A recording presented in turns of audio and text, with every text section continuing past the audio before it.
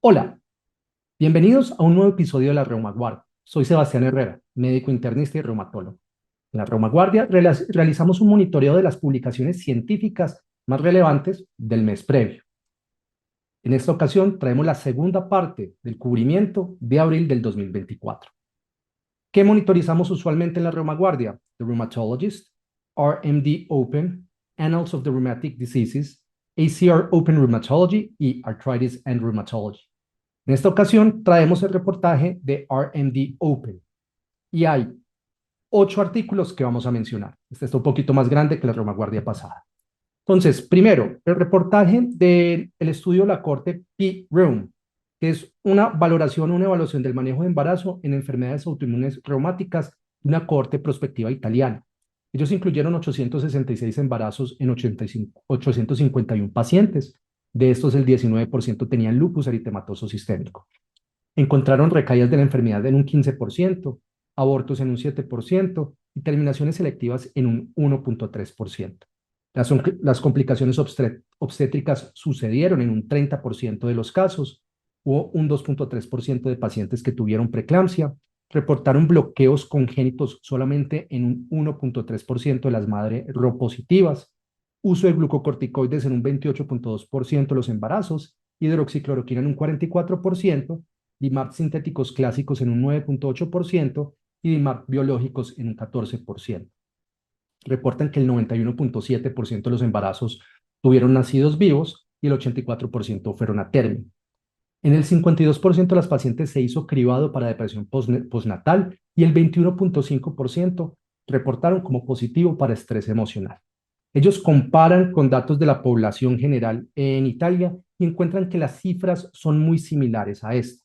Probablemente estos mejores desenlaces reflejan un mayor conocimiento en el tiempo del cuidado preconcepcional y concepcional y una mitigación de factores de riesgo para complicaciones con un manejo adecuado y una planeación preconcepcional. Vamos al segundo artículo que está muy interesante y es el reportaje de daño de órgano y evolución de pacientes clasificados como enfermedad indiferencial del tejido conectivo. Esto es un reportaje de 141 pacientes, donde encuentran que el 11% de estos pacientes a 11 años se diferencian a enfermedad diferenciada, alguna enfermedad clasificada luego del primer síntoma. Un 10% recibieron glucocorticoides y un 6% recibieron inmunosupresores. Interesante, estos pacientes clasificados como enfermedad indiferencial del tejido conectivo, el 27% acumuló daño de órgano medido por SDI. La edad del diagnóstico y la edad del primer síntoma se asociaron a mayor daño o a acúmulo de daño en el primer año. No utilizar antimaláricos y utilizar inmunosupresión se asoció a daño a los 5 años. ¿Qué nos podemos llevar? Que los pacientes con enfermedad indiferencial del tejido conectivo a veces se pueden tomar hasta 11 años en diferenciarse, pero hay que tener en cuenta que aún si no se diferencian, tienen un riesgo de acúmulo de daño, no igual que los pacientes con lupus, pero sí importante.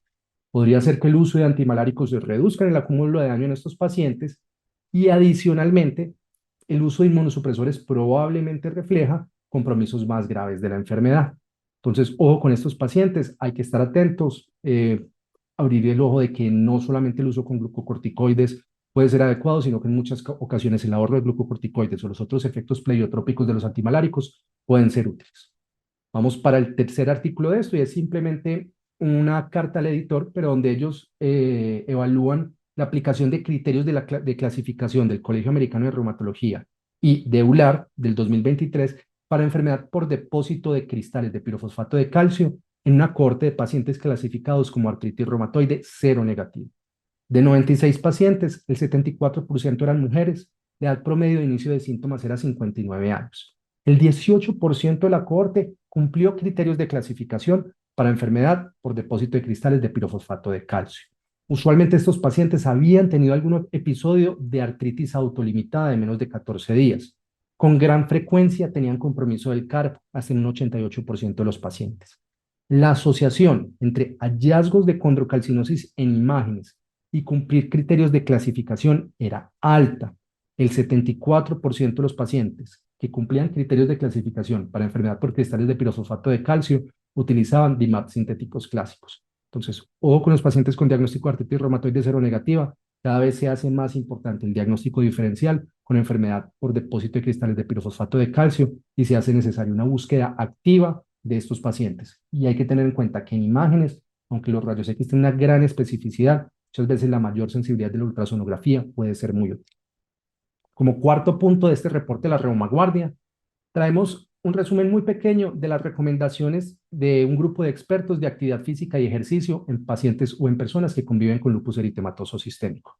En un resumen muy corto, hay que tener en cuenta las decisiones compartidas, explicar los beneficios al paciente, comunicar al equipo de salud ausencia de contraindicaciones para actividad física. Debemos evaluar el compromiso musculoesquelético para determinar si se requieren modificaciones o adaptaciones del ejercicio. Recordar que si se va a hacer ejercicio al aire libre debemos utilizar fotoprotección y cuidado de elementos, por ejemplo, en el caso de que haya un fenómeno de Raynaud. Se debe tener precaución en situaciones de riesgo de trauma cuando el paciente utiliza antiagregación o anticoagulación. Adicionalmente, debemos tener en cuenta la actividad de la enfermedad para reevaluar la intensidad del ejercicio y el ejercicio se debe recomendar en todos los pacientes siempre y cuando no haya una contraindicación e idealmente siempre debe haber una valoración basal por un experto en formulación de ejercicio para adaptar a necesidades, preferencias y comorbilidades de cada persona. Lo ideal son al menos 150 a 300 minutos de actividad física moderada por semana y se deben incluir al menos 2 días de fortalecimiento. Muy importante, está en acceso abierto, les sugiero que vayan y lo revisen. Como quinto punto, un reporte muy corto, detección de hipofosfatasia en pacientes hospitalizados en un grupo multicéntrico hospitalario en Francia. Ellos reportan que el 0.32% de los pacientes que revisaron de hospitalización tenían una fosfatasa alcalina disminuida y de estos un 6%, esto llevó a un diagnóstico de hipofosfatasia comprobado por genética. Entonces, para tener en cuenta, siempre nos llama la atención una fosfatasa alcalina elevada, pero casi siempre desestimamos una disminuida, entonces para no pasar. Como sexto, un punto de vista muy interesante y es si se hace necesario ya actualizar la clasificación de los criterios de clasificación de artritis reumatoide, ya que va siendo hora de ponderar las diferentes seropositividades, teniendo en cuenta diferencias en sensibilidad y especificidad de positividad para factor reumatoide aislado, positividad para anticuerpos contra el péptido cíclico citrulinado aislado y la doble seropositividad.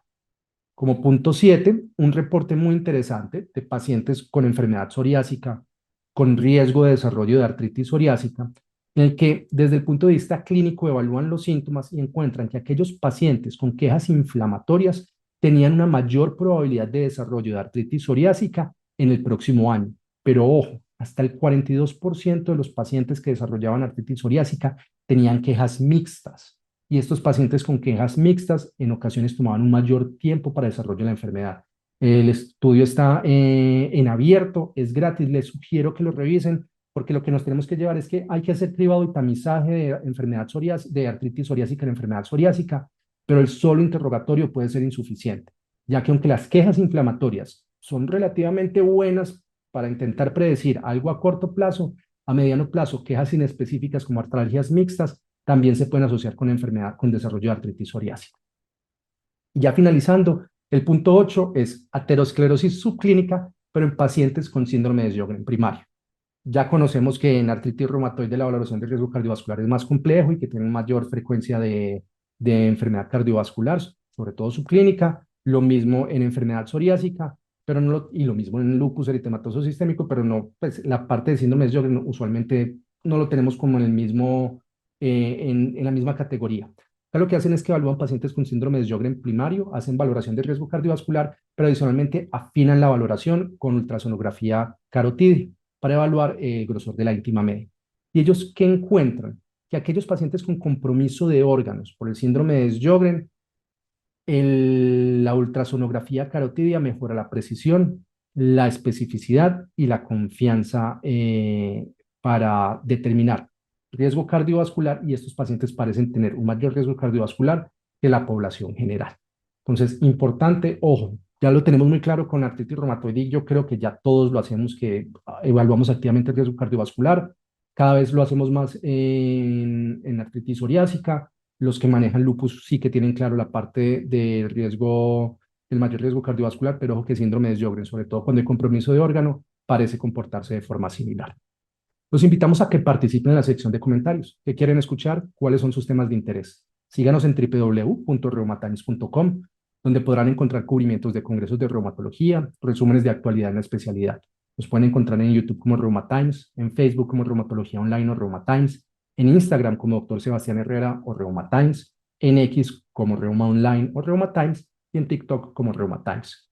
Recuerden que todavía faltan 2 episodios adicionales este mes de la Reuma Guardia con el cubrimiento de abril de 2024, porque realmente fue mucho lo que se publicó el mes pasado. Los esperamos con información concisa y de utilidad en un próximo podcast. Reuma Times.